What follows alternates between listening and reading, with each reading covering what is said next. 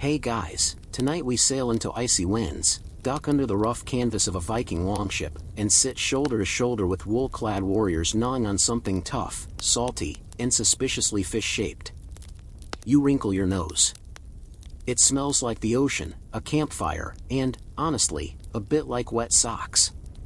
But they pass it to you anyway, with a grin, and you realize this isn't some punishment. This is a prize.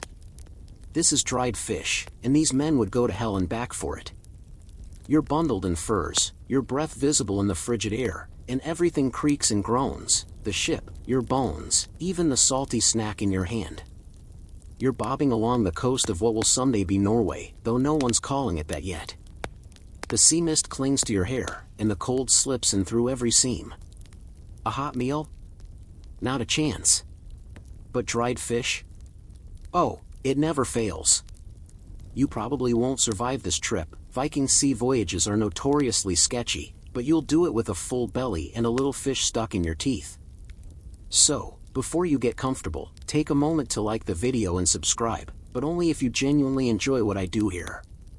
Tell me where you're listening from and what time it is. I always love seeing that. Now, dim the lights, maybe turn on a fan for that soft background hum, and let's ease into tonight's journey together. You lean back. Your boots thump against the floorboards. A gull cries overhead, and your hand brushes against a tough, dried slab of fish tucked into a satchel.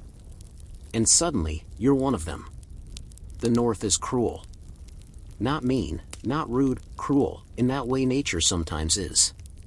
It doesn't hate you. It just doesn't care. The early Vikings knew this better than most. They didn't just live with the cold, they thrived in it. Well, sort of. Thrived might be a bit optimistic. Let's just say they didn't die immediately. The rugged coasts of Scandinavia, battered by the North Sea, were hardly a baker's dream. You couldn't grow wheat in any meaningful quantity. Grains spoiled, fruits froze, and animals. You couldn't haul a cow onto a boat. Not unless you wanted mutiny and manure. But fish practically leapt into your hands. And if you were clever, and Vikings were nothing if not clever, you could dry that fish in the sun or wind and carry it with you across the world. Not a joke, stockfish, or torfisk in Old Norse, became the Viking version of trail mix. Cod, mainly. They'd hang it on wooden racks near the sea, letting the cold air do the work. Salt? Optional. The icy wind was preservative enough. And once dried, that fish could last years. Seriously. You could pack it on a ship in Norway and nibble on it halfway to Constantinople. Now, picture this. You're a Viking chieftain preparing for a raid. You're gathering swords, shields, and warriors. And you're sending some poor soul down to the docks to check the fish. Because no fish equals no voyage. You didn't set sail on an empty stomach. You brought your calories in strip form, like edible wood shavings that somehow tasted like home. Historians still argue whether the earliest dried fish came from inland river catches or if it was a coastal innovation. What's clear is, once they figured it out, the Vikings clung to it like barnacles to a hole. It wasn't just sustenance, it was strategy. And here's where things get even colder, because dried fish wasn't just an emergency snack. It was a cornerstone of the Viking sailor's diet. Warm meals? Rare. Fires on board were dangerous. One errant ember and boom, your ship becomes a flaming Viking funeral in advance. So instead, you'd reach for the chewy, pungent comfort of fish so dry it could probably knock out a rat. By the way, fun fact, some warriors claim the dried cod gave them stronger jawlines. Was that true? Unclear.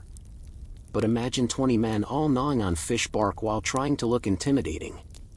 It's hard to say whether you're at sea or trapped in a very crunchy snack ad. Now let's get tactile. You pick up a piece. It's stiff. Smells like a titterpool. You gnaw off a corner. Your molars work overtime. It doesn't break, it shatters, like edible glass, then softens slowly. Not delicious. But oddly satisfying. Salty. Slightly sweet. A little like licking a seashell that was stored in someone's boot. And here's the wild part. That same piece? If kept dry, it could survive years in storage. Literal years. Some medieval stockfish pieces in Arctic preservation sites are still recognizable. Not edible, obviously. You'd need the digestive tract of a goat. But still, intact. Now that's a shelf life. There's an old Icelandic tale about a sailor who left his boat stocked with dried fish and came back after winter to find it untouched, except for the footprints of what might have been a troll. The implication? Even trolls respected Viking rations. Dried fish became more than a food. It was a sign of readiness. A guarantee of endurance. If you had fish, you had time. You had options. You could wait out storms. Delay battles. You could, in a pinch, toss a strip at your enemies and hope it confused them long enough to draw your axe. Okay, probably didn't happen, but you want it to be true. And it wasn't just on ships. Viking farmsteads had drying racks, usually wooden frames set up like open-air skeletons.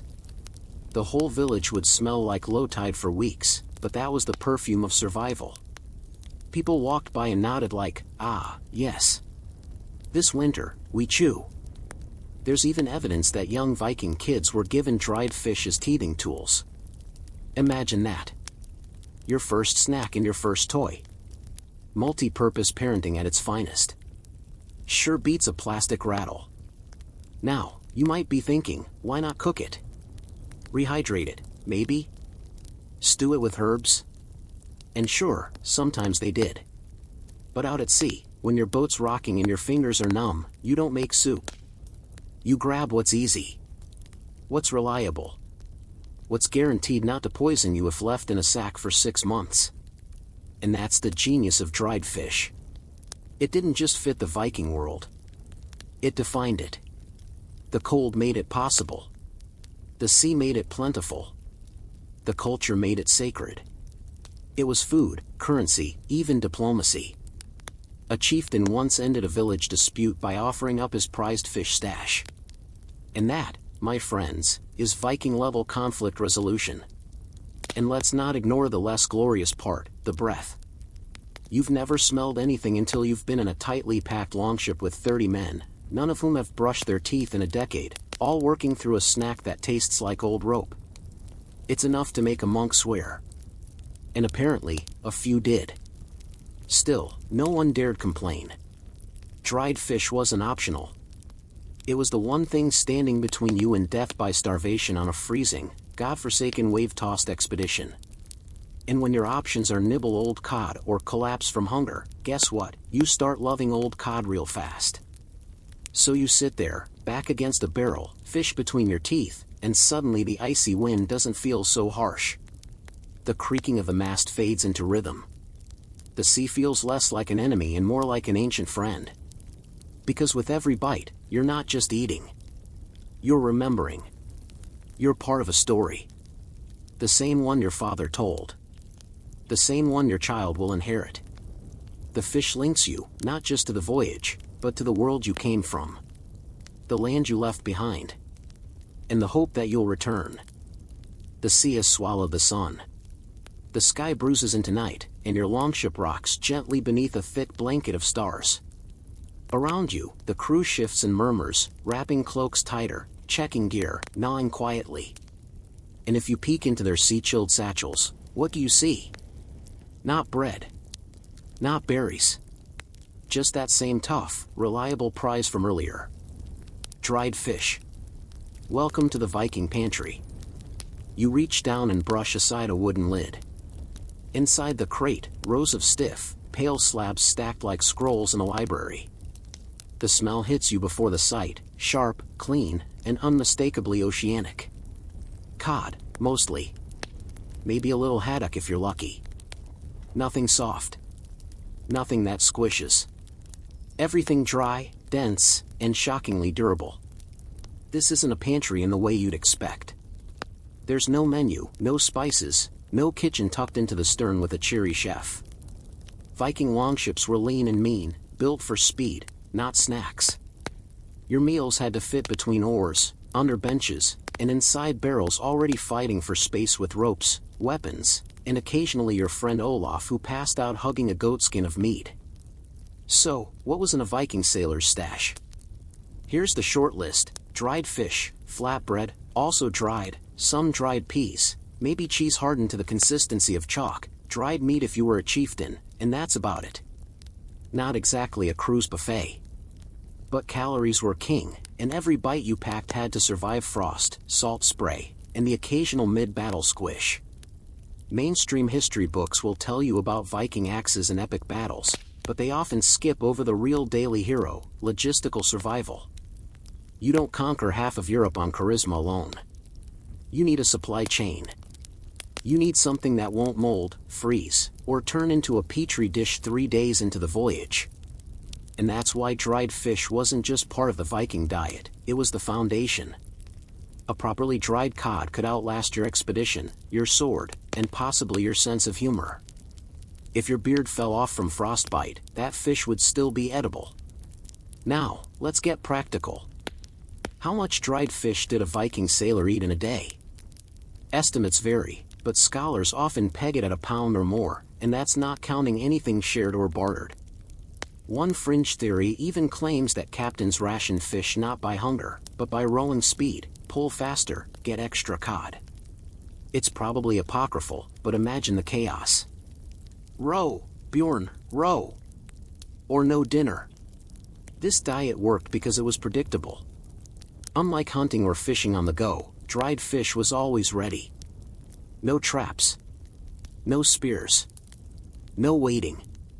You could eat while rowing, while scouting, even while arguing over whether that shape on the horizon was England or a very enthusiastic whale. But let's not pretend this was all smooth sailing. There were rules. Unspoken food politics. You didn't just reach into someone else's fish stash. That was the 9th century equivalent of licking their phone screen. Personal satchels were sacred. Sharing happened, sure, but usually under duress. Or mead. Sometimes both. One of the quirkier tidbits that's floated through Icelandic sagas involves a dispute over a particularly juicy strip of dried fish. Two warriors, already half-soused, started arguing about who saw it first. Things escalated. Words were said. Someone threw a boot. And by dawn, they'd both sworn revenge. Over one bite of fish. If that isn't Viking energy, what is? Now picture this: your ship is weeks into the voyage. Supplies are dwindling. You dig through your sack and find one last piece. Hard as a plank, sharp at the edges, but oh so precious. You don't even eat it. You just look at it. Whisper a little prayer. Tuck it away for later. Because that's not just food anymore, that's hope. Historians still argue whether the Vikings truly loved dried fish or simply endured it. The word love might be strong. But when you find Viking Age poems comparing fish to the ship's gold and the sea's favor, you start to wonder. Either they were romanticizing the world's saltiest snack, or there really was something sacred in the chew. Of course, dried fish didn't travel solo. It had companions. Often carried with it, flatbread, like crackers forged in the belly of a volcano. Stone hard, but perfect for pairing. You'd bite fish, then bread, alternating between salt and bland until your jaw begged for mercy. Some sailors softened both in seawater or beer, which helped, marginally. Others just gave up and sucked on them like cough drops until something gave, usually their teeth. You think of modern protein bars. Dense. Chewy. Full of stuff you can't pronounce. But at least they're designed to be edible. Viking dried fish? It dared you. It mocked you. Can you handle me? It seemed to whisper, like some smug Scandinavian auditioning for a snack commercial. Still, the fish endured because it worked. It was protein-rich. Full of omega fatty acids long before anyone had marketing departments to brag about them. In fact, some researchers think this diet helped Vikings maintain muscle mass and mental acuity even during grueling trips. Not bad for something dried on sticks in the wind. Also, let's get gross for a second, scurvy. It was a real concern for other medieval sailors, but far less so for Vikings. Dried fish doesn't have a ton of vitamin C, but they'd often mix in wild herbs or even mosses when docked. Still, some speculate that the sheer variety of fish parts consumed, think liver, roe, and other unappetizing bits, may have accidentally kept them healthier than, say, later European sailors gnawing on wormy biscuits. Oh, and guess what? The bones were sometimes eaten too. Crunched. Ground up. Or boiled into broth if you had a fire. Nothing wasted. Every ship had that one guy who insisted the bones were the best part. Real crunch, he'd say. You avoided eye contact. Storage was an art. Dried fish was often wrapped in oiled cloth or stuffed in waterproof sacks, then wedged into ship corners where it wouldn't get trampled. Some chieftains had their fish marked with wax seals to prevent theft. You know you've made it when your fish has a logo. On longer hauls, they'd smoke some of the fish before drying it, extra preservation, and yes, extra flavor. Flavor here being relative. Still, smoked dried fish was considered premium fare. If you pulled that out, everyone suddenly wanted to be your rowing partner. Coincidence? Not likely. And hey, ever heard of fish rot as a crime? In some Norse communities, if someone deliberately sabotaged drying racks, maybe out of spite or rivalry, they could be exiled. Exiled. Over fish. Let that sink in. You could literally lose your home for ruining the village snack supply. So next time you unwrap a store-bought protein bar with a best by date, think about the Vikings. Sailing into stormy blackness. Relying on a snack older than paper money. Rations not refrigerated, not even cooked, just dried in the wind, trusted to last through ice, war, and weeks without fire. You take another bite. It's tough. Salty. But comforting. Like old leather or that one teacher's sweater you secretly like the smell of. Around you, the crew is settled. Bellies full. Fish tucked away for the next day. You feel a little less alone. A little more Viking. By now, your jaw's getting used to the rhythm, chew, rest, chew again. The dried fish doesn't get softer, but maybe you do. Something about the repetition. The salt on your lips. The sea all around. It starts to feel less like you're gnawing on shoe leather and more like you're connecting to something ancient, almost sacred. But don't let the serenity fool you. Back at port, the dried fish wasn't just food, it was currency. Seriously. In coastal Viking settlements, especially in northern Norway, stockfish was traded like silver. Forget coins, these people were flipping fish like medieval stockbrokers. And here's the kicker, it worked. Fish, dried just right, didn't spoil. It was easy to transport, stackable, and universally valued. Kind of like the Bitcoin of the Viking Age, only you could eat it when inflation hit. The port of Borg, on the Lofoten Islands, wasn't just known for its cold air and rugged beauty. It was a cod kingdom. Every spring, the Arctic cod migrated there by the millions.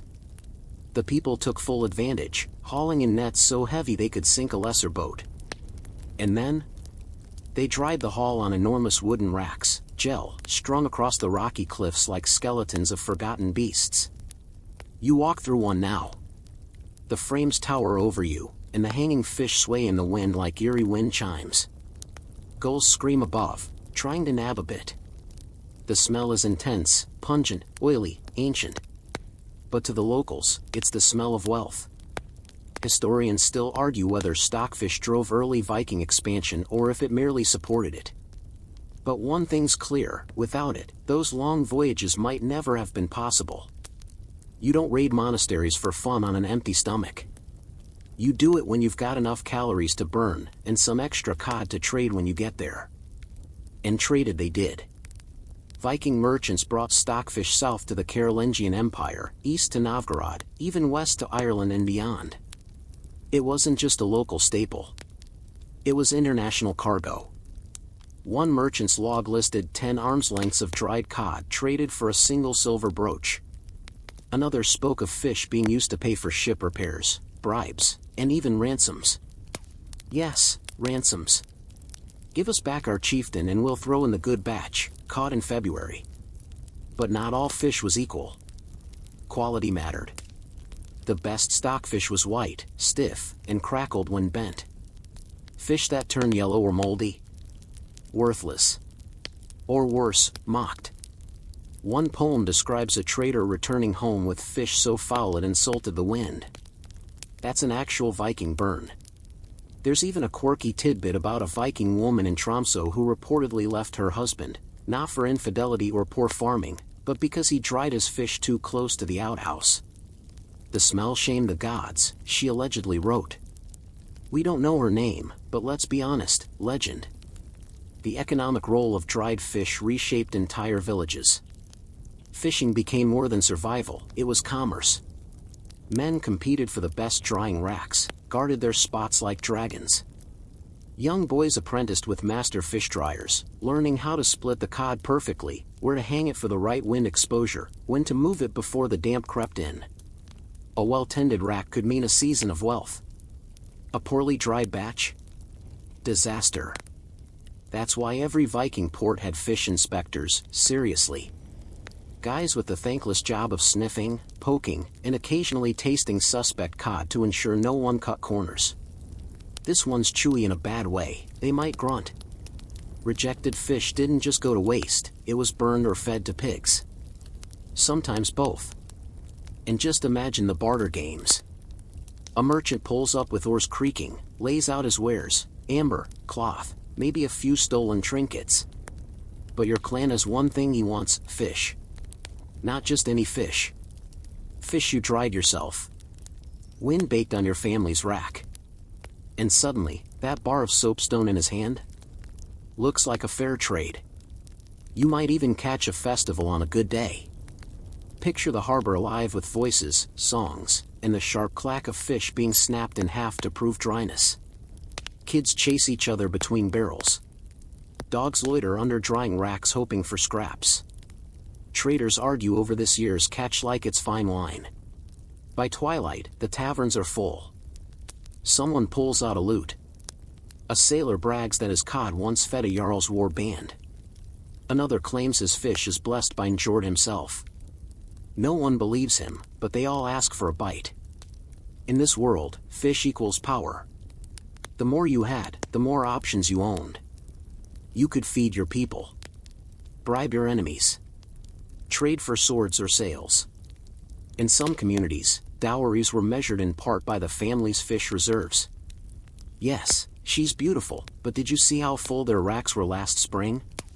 Some fringe historians suggest dried fish even influenced Viking architecture. Think about it, those sloped, airy boathouses? Ideal for keeping your stash high, dry, and away from thieving hands. And the elevated granaries? Doubled as fish storage in lean seasons. Nothing says romantic winter cabin like the faint whiff of last summer's cod. And while we're getting architectural, don't forget the cod lofts. Real things. Elevated rooms lined with hooks where the finest fish were hung to cure.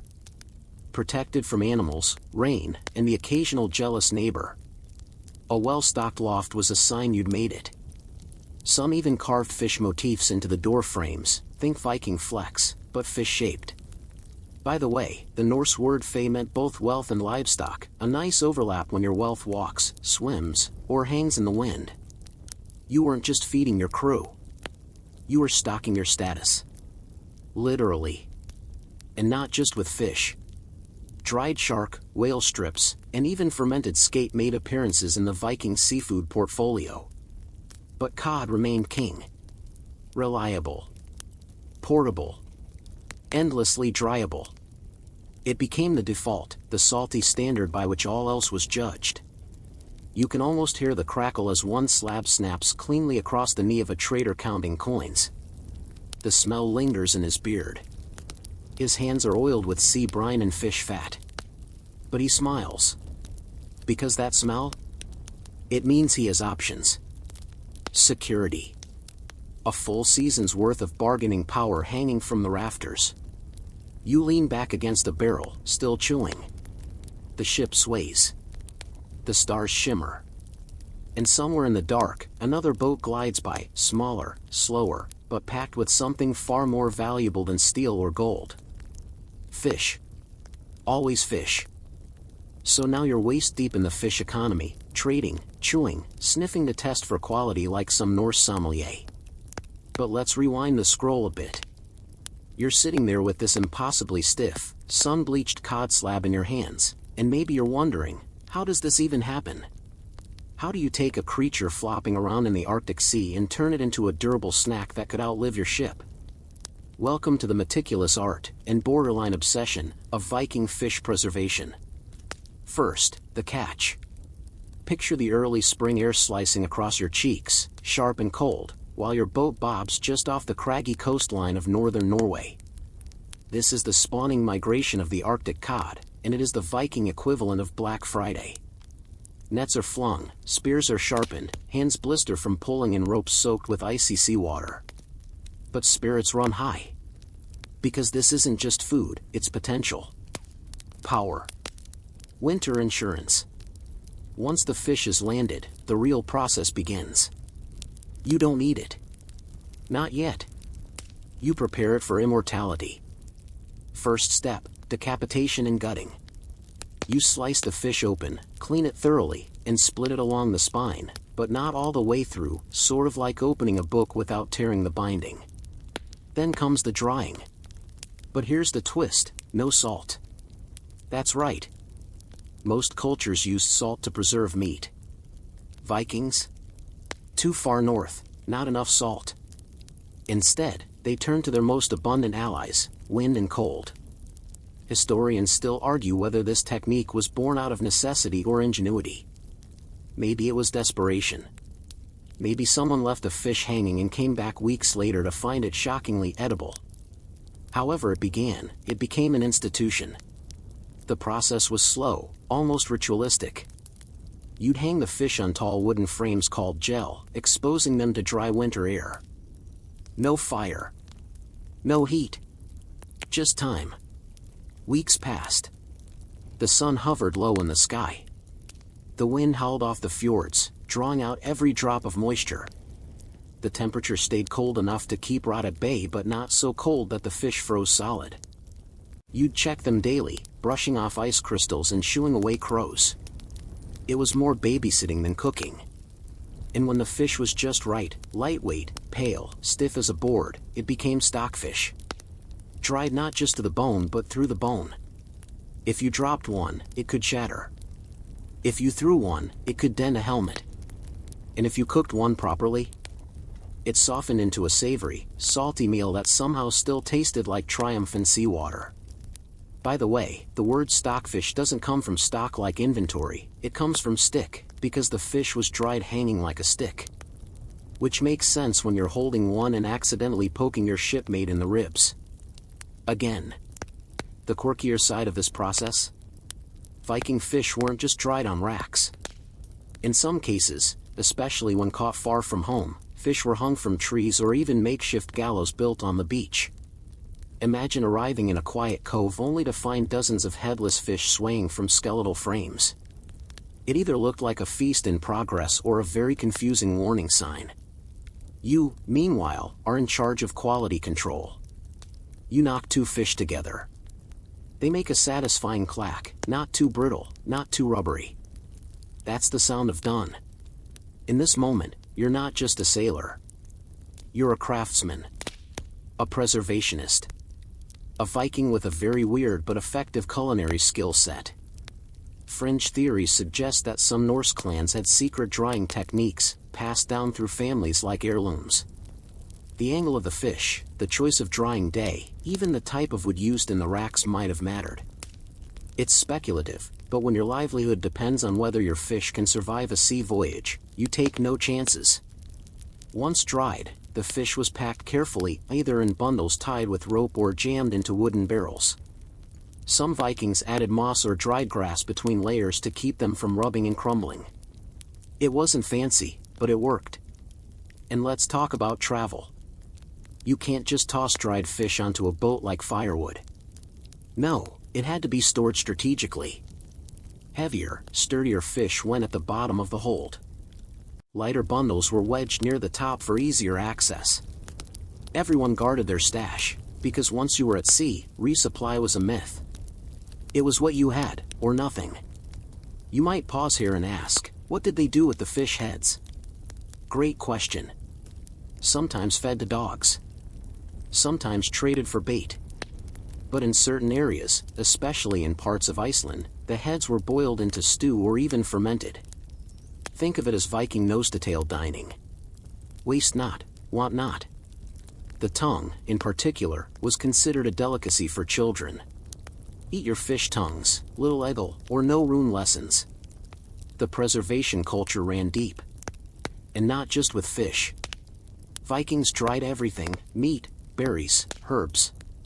But nothing reached the scale or efficiency of stockfish. It became the standard, the unit by which all other food was measured. And yes, if you're wondering, Viking raiding parties carried entire bundles of dried fish across the North Sea. Imagine paddling toward battle, your boat packed with weapons, warriors, and a smell strong enough to peel paint. Oh, and if you're imagining neat Viking kitchens with piles of dried fish hanging over crackling fires, dial that fantasy down. Fires were for warmth and cooking, sure. But storage happened in lofts, sheds, and secret corners. If you lit a fire too close to your drying fish, you didn't just ruin dinner, you ruined months of work. Some sagas hint at dried fish being buried in shallow pits to keep it cool in warmer months, wrapped in grass or seaweed. Not common, but not unheard of. Think Viking Tupperware, just made of dirt and hope. And when the time came to actually eat it, the fish had to be soaked, sometimes for hours, even overnight. Cold water. Maybe beer if you were feeling festive. Once softened, it could be boiled, fried in fat, or shredded and mixed with grains. One popular dish was lutefisk, where dried fish was rehydrated using lye. Yes, lye, the stuff you make soap with. Don't panic, it was rinsed thoroughly. Mostly. Probably. Historians still argue whether lutefisk originated in Viking times or emerged later. Either way, it's a dish so controversial it's practically a personality test. You either love it, or you move to a different table when it's served. Despite the strong flavors and unorthodox techniques, Vikings weren't ashamed of their cuisine. They celebrated it. Toasted it. Some runestones even include depictions of fish drying racks, etched in stone, preserved forever. Here lies Jorund, slayer of sea kings, master of fish racks. And who could forget the infamous fish games? Not widely recorded, but hinted at in folklore. Competitions where sailors would try to catch dried fish tossed from person to person, or bite through a whole slab without using their hands. The loser had to sleep next to the fish pile for a week. Which, depending on wind direction, could be a fate worse than exile. You smile. You chew. The ship rocks gently, and somewhere below deck, the scent of drying cod lingers, part memory, part warning, all Viking.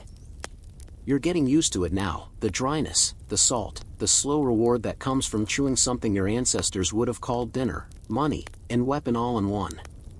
The fish isn't just food anymore. It's part of your rhythm. Like rowing, or stoking a fire, or tying your boots a certain way before a raid. And raids, well, those are what people think of first when they hear Vikings. They picture flaming monasteries and terrified monks, not cod. But here's the twist, none of those epic voyages happen without the humble dried fish. Let's get something straight, Viking raids weren't weekend field trips. These were massive undertakings. Months away from home, across dangerous seas, with only what you could carry. You needed food that wouldn't rot, that didn't weigh too much, and that could actually sustain you in battle. Enter stockfish. Salty, protein-rich, nearly indestructible. You grip a piece now and look at it a little differently. This isn't just survival rations. This is the logistical glue holding an empire together. Picture a longship being loaded in the gray light of dawn. Shields line the rails, axes gleam, and underfoot, bundles of dried cod stacked like treasure. Wrapped in linen, stuffed in barrels, tucked into sea chests alongside spare tunics and whetstones.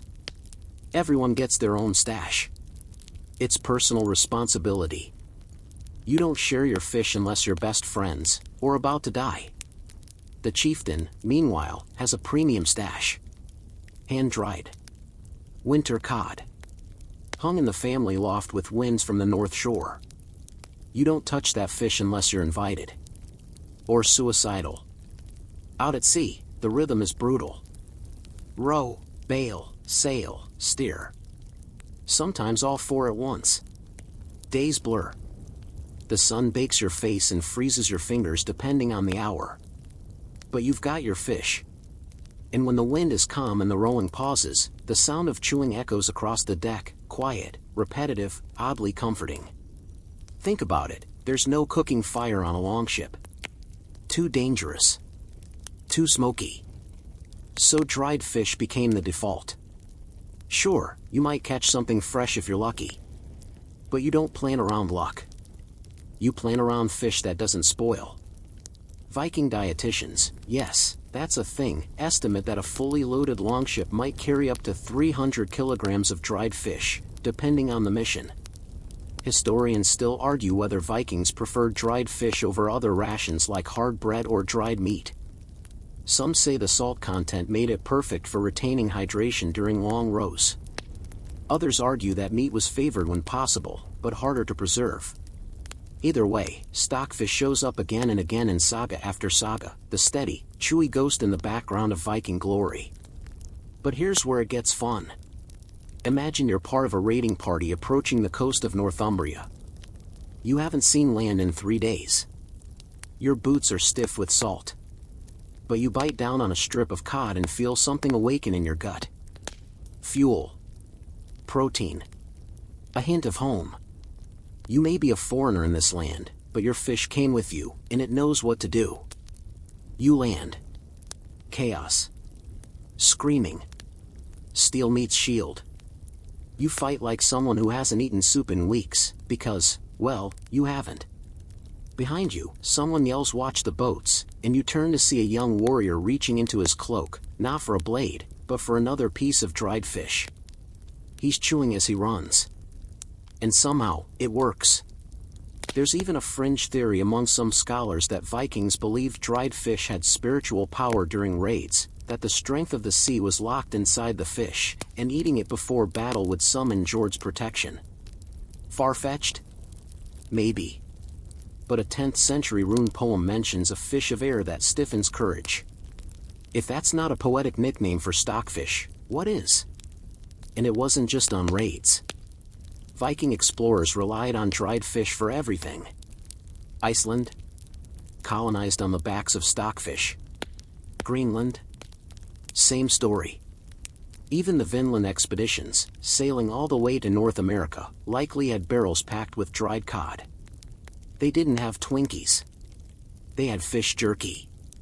Remember Leif Erikson, the guy who discovered North America before Columbus? You better believe his crew was gnawing fish while building those turf houses. There's even some speculation that the friendly trade with indigenous groups included, not pelts or weapons, but fish. Imagine the cultural exchange. Here, have this leathery bit of ocean. Thanks. I think. And while we're on exploration, don't forget winter. You're snowed in. The fjord is frozen. No hunting, no sailing, no fresh anything. What do you eat? You pray that your stockfish lasted. Vikings had winter storage rooms, sometimes buried halfway underground, where dried fish was kept like treasure. Entire family fortunes hung in the balance. If mold crept in? If mice got in? Disaster. And yet, the fish endured.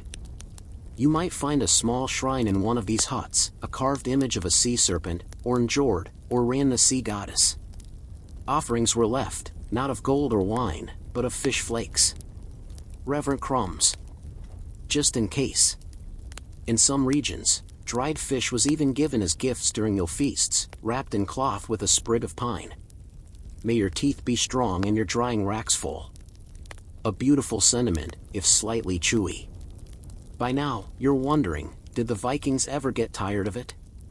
You bet they did.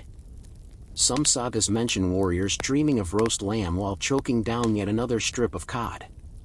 One tale describes a man who threw his fish into the sea in frustration, only to dive in after it 5 minutes later. It was his fish, he said. It knew his name. Still, it was reliable. And reliability was everything. A raiding party that stayed nourished fought longer, rode farther, and lived to brag about it. The monasteries they looted weren't guarded by fearsome warriors, they were guarded by distance, by time, by hunger. Dried fish erased those limits. Imagine a map of Europe with faded Norse routes drawn across it. From the fjords of Norway to the rivers of Russia, down the coasts of Francia and Spain. At every stop, behind every conquest, a handful of fish.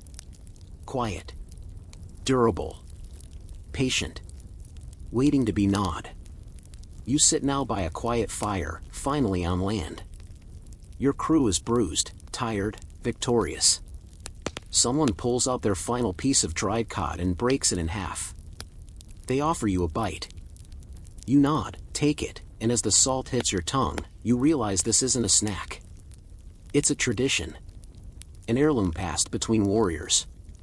A salty, stubborn lifeline that made every victory possible. And in the morning, when the sails rise again and the sea calls you forward, you'll pack what matters most. Not gold. Not steel. Fish. You wake up in a smoky longhouse, your legs sore from rowing and your mouth still a bit salty from last night's chew. The fire's low, your cloak smells like fish and sweat, and someone's already boiling water for breakfast. You roll over, reach into your pack. And there it is again. That stiff, familiar shape. Dried cod, as ever. As always. But here's something you're starting to realize, it's not just your routine. Dried fish doesn't stay on ships. It doesn't stay in Norway, or Iceland, or even Viking hands. It starts to move, through markets, across borders, down into the beating heart of medieval Europe. You've entered the age of the fish economy. Let's paint the scene. You're at a bustling port in Bergen. The air smells like tar, pine, and salt. Dozens of ships bob in the harbor. Their hulls are full of cargo, wool, amber, walrus, ivory, and fish. You push through the crowd, duck under a sailcloth, and step into the stockfish market, and oh boy, it's chaos in the best way. Barkers yell out weights and prices. Fish hang from hooks in long rows like scrolls in a scholar's library. You see Flemish traders with fur collars testing the flecks of fish by bending them over their knees. A German merchant sprinkles water on one, sniffs it, and nods. It's like a wine tasting, but everyone's teeth are sharper. Stockfish became a form of currency in these parts. One fish might buy you a bolt of wool, 3 could fetch a silver brooch, and a whole barrel that might land you a second-hand horse, probably missing an ear, but still. Here's the mainstream historical fact of the day. By the 11th century, Norway's dried fish industry had become central to its economy, especially in the far north where cod was plentiful and arable land was not. Fishing towns like Lofoten, Vardø, and even tiny coastal villages depended on it entirely. There was no plan B. If the cod failed, the economy collapsed. And the cod did not fail. Thanks to Viking trade routes, and those wonderful, terrible raids, dried fish flowed southward like a silent, crunchy river. You see it in Hanseatic League records, in the docks of Bremen and Lübeck, even in inland towns miles from the sea. By the 13th century, Bergen became a Hanseatic hub, and guess what its biggest export was? Yep. Your favorite snack. Historians still argue whether this dominance was because of quality, consistency, or simple brute force shipping volume. Some say it was all three. Others argue that the Vikings just lucked out, their preservation method happened to create a product that could survive absurd journeys without refrigeration. Either way, dried fish outperformed almost every other preserved food in trade value. Here comes a quirky tidbit: some towns didn't just accept stockfish, they legally defined prices using it. In medieval Iceland, fines for crimes were sometimes paid in dried fish. Imagine being caught stealing and having to hand over 40 pieces of cod to the local chieftain. And imagine the chieftain inspecting each one for quality, like some salty judge in a seafood court. But the fish trade wasn't just business. It was cultural. You find yourself at a medieval fair in Dublin, yes, Dublin, founded by Norsemen, don't forget. You see Irish monks awkwardly bartering with Norse sailors. One holds out a wooden cross, the other, a particularly beautiful piece of cod. They nod. Deal done. Next. Booth down, a young couple is eating boiled stockfish with herbs, calling it imported cuisine. Fancy stuff. Even kings get in on it. At least one saga mentions a Danish noble requesting a dowry that included 500 dried fish. Apparently, nothing says I want your daughter's hand in marriage like an edible pile of seawater trophies. Meanwhile, back in Norway, stockfish was getting graded. That's right. Grades. You had ordinary fish for local use, better fish for noble tables, and elite fish, the so-called cathedral cod, that was destined for export to religious centers. Why? Because church fasting rules forbade meat, but allowed fish. And if you were a monk trying to look holy while still craving protein, dried fish was your salvation. You arrive at a monastery in southern France. The walls are sun-washed, the vines twist lazily up the sides, and the table inside? It's set with wine, bread, and, surprise, Viking cod. It's been rehydrated, simmered in garlic and herbs, maybe even topped with a drizzle of olive oil. It smells decent. You take a bite. Not bad. But not the same as chewing it raw under a freezing sail. The fish was everywhere, and it didn't travel alone. Viking merchants brought tools, clothes, songs, even gossip along with the fish. Imagine stories drifting down to Italy about gods with hammer obsessions and ships that could fold up like cloaks. All from a slab of dried cod. And then there's the dark side. As fish became currency, it also became politics. Local leaders taxed it. Merchants fought over it. Entire port towns battled for trade control.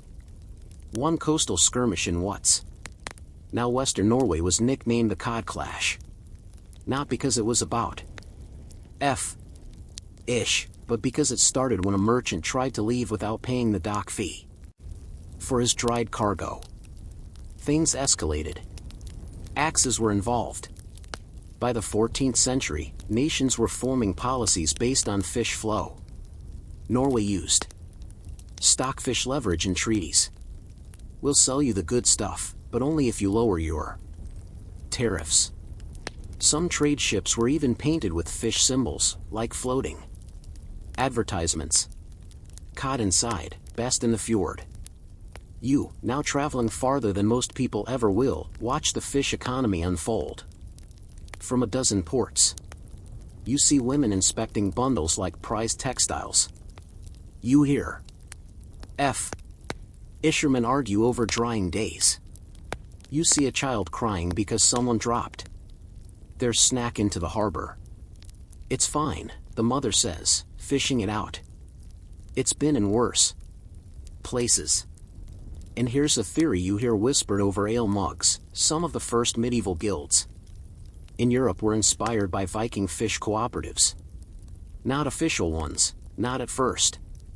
But loose networks of fishermen, dryers, packers, and traders who set standards, protected pricing, and made sure nobody diluted the cod economy by selling junk. It was Proto-capitalism, just with more scales. All this, from a fish that barely bends. And yet, beneath the trade and the gold, beneath the treaties and the church suppers, you start to sense something simpler. A feeling. The pride of craftsmanship. The trust in a food that got you through winter. The quiet understanding that when you hand someone a piece of dried cod, you're giving them more than sustenance. You're giving them proof that you fished, you waited, you cared. One last stop for the day, a small hamlet in eastern England. Viking settlers have made peace here. You see one old man, half Norse, half local, teaching his grandson how to soak and boil dried fish properly. Not too soft, he warns. And if you overcook it, the gods will know. The boy nods. Takes a bite. Chews. Smiles. You smile too. The fish has traveled far. So have you. Now you're really in deep. You've chewed through the history, the war stories, the trade deals, the fish as money weirdness, and still, you haven't hit the bottom of this salty rabbit hole. Because there's one more thing dried fish became to Viking culture. Something more slippery than facts and way more delicious. Identity. You don't just eat it. You don't just sell it. You start to live by it. By now you're in a small fjord village, maybe around 980 AD, and you see it clearly, how every part of this windswept life revolves around the drying racks. The salt-stiffened cod hang there like sacred banners, flapping ever so slightly in the breeze. A kid kicks a snowball into one. His mother scolds him, not because he was playing, but because he startled the fish. That's how sacred it is now. It's not just food anymore, it's the fabric of daily life. Here's the mainstream historical truth. In coastal Viking settlements, the rhythms of the year were often defined not by crop cycles, but by fish drying seasons. Late winter and early spring meant cod fishing. Late spring into summer meant drying, checking, lipping, guarding against mold. Then came sorting and storing. The fish didn't just support the community, it structured it. The racks themselves were like status symbols. Bigger rack? Bigger harvest. Bigger harvest? More trade leverage. So, naturally, some people cheated. Built enormous drying racks but had barely enough fish to fill half. A few seagull feathers poked in to make them look fuller. There's always one guy who thinks fish fraud is a good long-term plan. You sit with the elder fisherman now, gray-bearded, wind-burned, and half-deaf from decades of wave crash, and they talk about cod like you talk about favorite sports teams. The winter run of 973, now that was a real season. You call that drying? My grandmother could do better with 2 sticks and a linen cloth. And these aren't just old men grumbling. They're guardians of a tradition, and they know it. They say fish taught them patience. Taught them precision. If the wind is wrong for 3 days straight, you don't curse the wind, one says. You move the racks. Or you wait. Either way, you shut up and respect the sea. Quirky fact time, some Norse families name their drying racks like pets or ships. 1. Saga fragment mentions a prized rack named Gleaming Tooth, supposedly because the fish hanging on it sparkled like a dragon's smile at sunset. Another was called Thrain's Silence, which, honestly, sounds more like a Viking black metal album than a ish rack, but sure. You start to notice how the smell becomes background music. Not gross.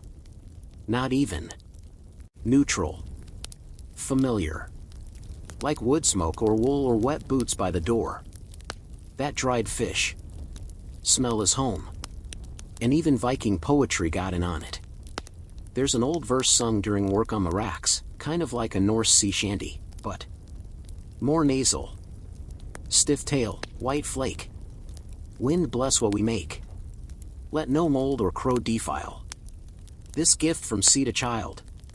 Historians still argue whether this poem had spiritual significance or was just a rhythmic work chant. Either way, it shows how embedded dried fish was in the psyche of the people. You weren't just drying food. You were drying legacy. And then there's the rituals. Before the first drying day of spring, many families would hold a small offering, sometimes just a piece of bread tossed into the sea, sometimes a finger prick of blood smeared on the wood of the drying rack. Superstitious? Definitely. But remember, this is a world where frost giants are still sort of real in the back of your head. You don't mess around with cod gods. The first fish caught of the season? Never eaten. Always dried, wrapped, and hung in the house as a good luck charm. Some families passed them down for years. One tale tells of a fish so old it had a name and its own carved shelf. If you touched it without permission, you were expected to leave town. Or fight the owner. Or both. And what about weddings? Oh, yes. Nothing says happy union like dried fish. In some villages, the bride's family would offer a dowry fish, the finest piece from the past season, mounted on polished wood and wrapped in sealskin. The groom's family was expected to match or outdo it. It wasn't about food. It was about pride. Now picture a Viking child, maybe 5 or 6, learning how to hang their first fish. A parent kneels beside them, guiding their hands. Not too tight with the twine. Leave room for the wind. The kid is nervous. Drops the fish once. The parent smiles, picks it up, and says, "That's all right." The fish knows you're learning. That's what gets passed down. Not just technique. A whole worldview. You think back to your earliest memories aboard the longship. Not the raids, not the storms, but the smell of dried fish tucked into your belt, the way it felt to chew it slowly, while staring out at the gray endlessness of sea and sky. The way it held your body together when everything else felt like it might fall apart.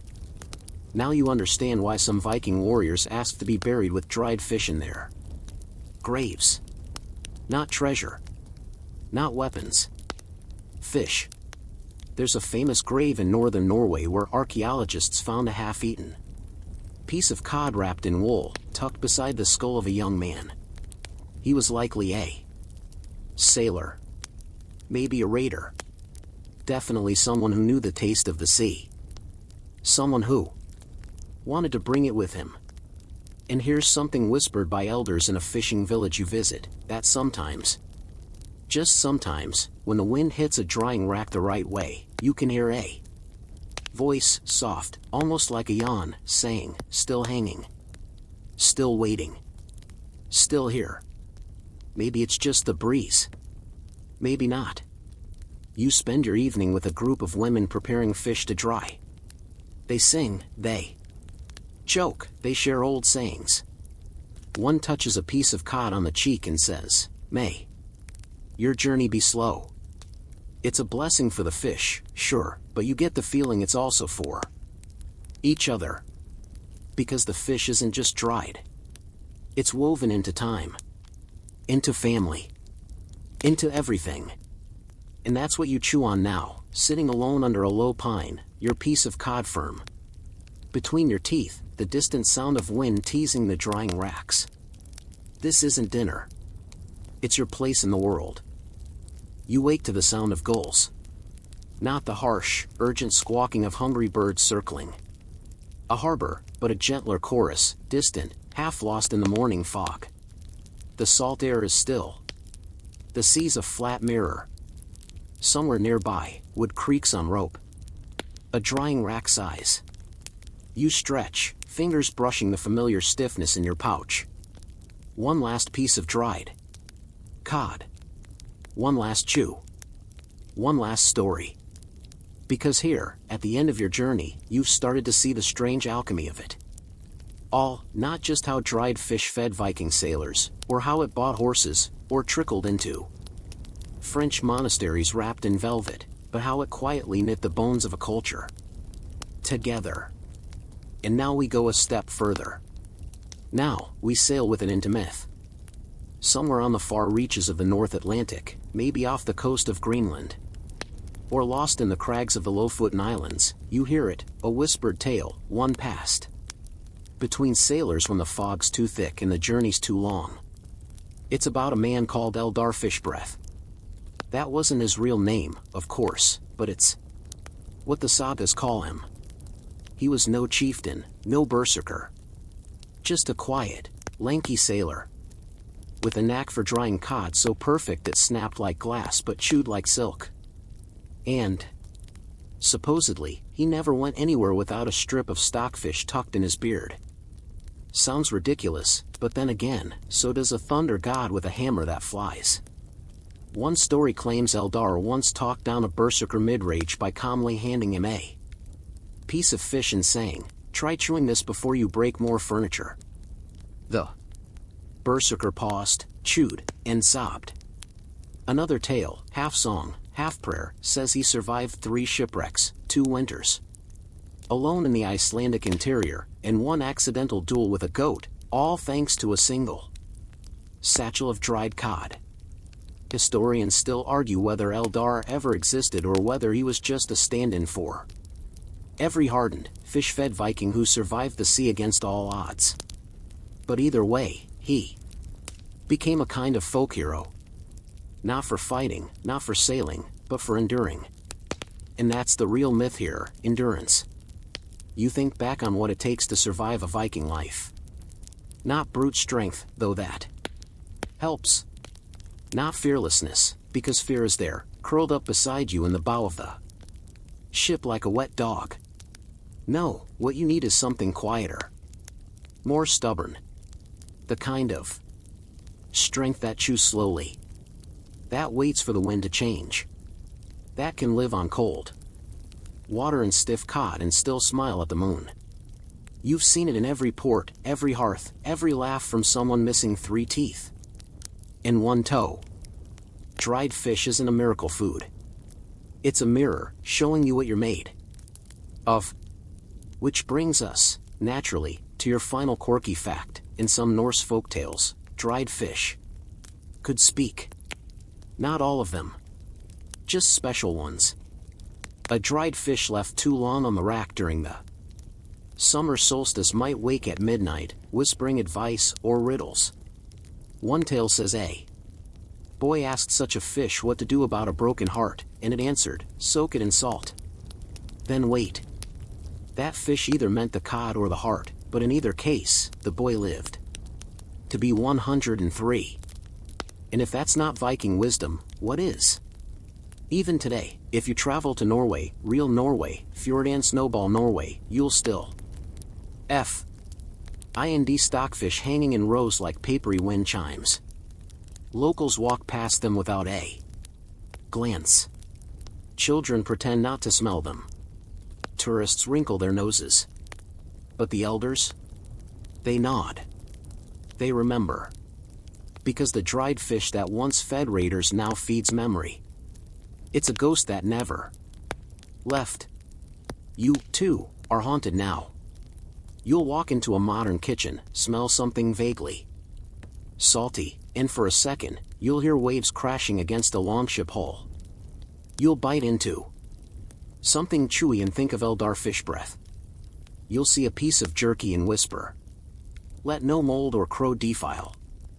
And if you're lucky, really lucky, you'll find someone who chews the same way. Who knows that food isn't just flavor. It's survival. It's story. It's stubborn, salt-cured identity. So here we are, you and me. 8 sections, thousands of words, and one very simple idea. The Vikings didn't just like dried fish. They loved it. Because it never let them down. Not in war. Not in trade. Not in hunger. Not in myth. And now, neither will you. So now, let your thoughts settle like snow over a quiet fjord. Imagine the racks empty. The season over, the last fish packed gently away. The village stills. Even the gulls are quiet now, their wings tucked in like folded sails. All around you, the smell of the sea lingers, not sharp, not loud, just there, like a memory that refuses to fade. You walk a little slower now. The stories feel heavier in your pocket than the fish ever did, not burdensome, just full, like stones that tell you where you've been. The fire crackles low. Someone hums an old drying song in the next room, the words soft as wool. You remember the rhythm. You feel it behind your eyes, the way ancient songs sometimes linger in your bones. Let it. The sea will still be there tomorrow. The wind will come again. But for now, you've done enough rowing, enough chewing, enough wondering. It's time to drift. Let the salt mist wrap around you like a wool cloak. Let the echo of waves and voices and stories cradle you as you slip into sleep.